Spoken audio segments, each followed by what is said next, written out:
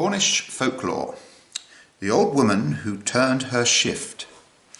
In a lone house situated not far from the hill on which now stands Neil Steeple, as it is called, which was then known as Chine Wheel, or the House on the Mine, lived a lone woman, the widow of a miner, said to have been killed in one of the very ancient coffins, as the open mine workings existing in this hill are termed.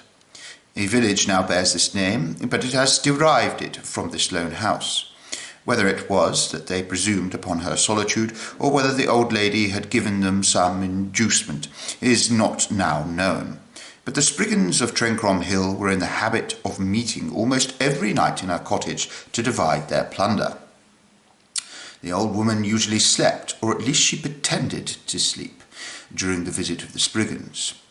When they left, they always placed a small coin on the table by her bedside, and with this indeed the old woman was enabled to provide herself with not merely the necessaries of life, but to add thereto a few of those things which were luxuries to one in her position.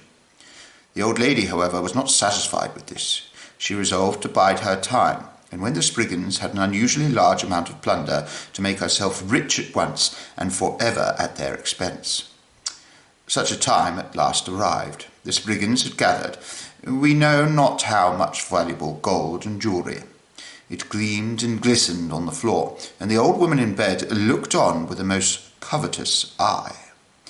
After a while it appears the Spriggans were not able to settle the question of division with their usual amicability. The little thieves began to quarrel among themselves. Now, thought the old woman, is my time.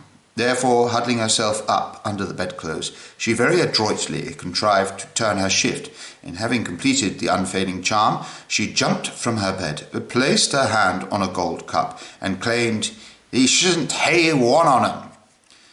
In a fright, the Spriggans all scampered away, leaving their stolen treasure behind them.